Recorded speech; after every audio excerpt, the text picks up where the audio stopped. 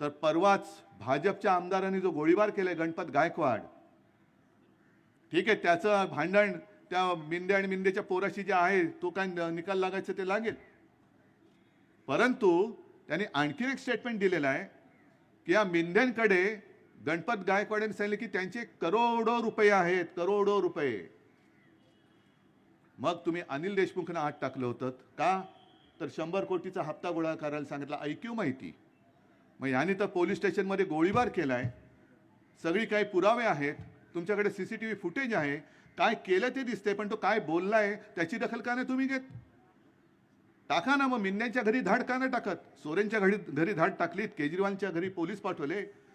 मग एवढे ढळढळीत आरोप जर भाजपचा म्हणजे सत्ताधारी पक्षाचा आमदार करत असेल तर सत्ताधारी पक्षाच्या आमदार सुद्धा काही किंमत नाहीये.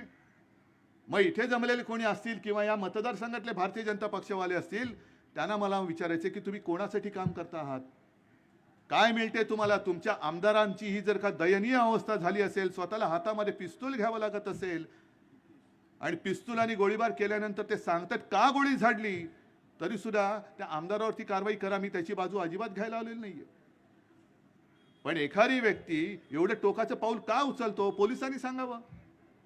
पोलिसांनी सांगावं की एवढी टोकाची भूमिका घेण्यापूर्वी त्याच्यावरती जे काय त्याला भोगावं लागलं, त्यांनी स्पष्ट शब्दात सांगितले की ज्या पोलीस स्टेशनमध्ये त्यांनी गोळीबार केला त्याच पोलीस स्टेशनच्या आवारामध्ये त्याच्या मुलाला धक्काबुक्की झाली आणि ती सहन न होऊन एक बाप म्हणून त्यांनी गोळीबार केलेला आहे.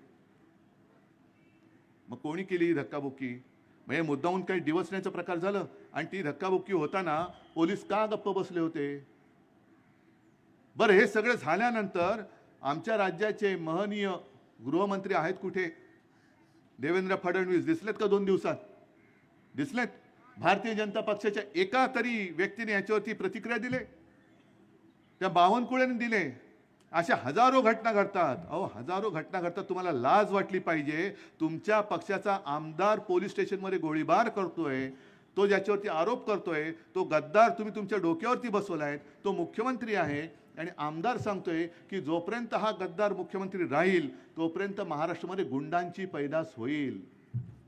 मग या राजापूरमध्ये उद्या धरून चला होणार नाहीच, कारण ह्या भगव्याला ज्यांनी म्हणजे मेलो तरी 72 पण सोडणार नाही असा एक दमदार तुम्हाला आमदार लाभल्यानंतर, तसा खासदार लाभल्यानंतर ही गद्दारी ह्या छत्रपतींच्या हे राजापूर सुद्धा का छत्रपती शिवाजी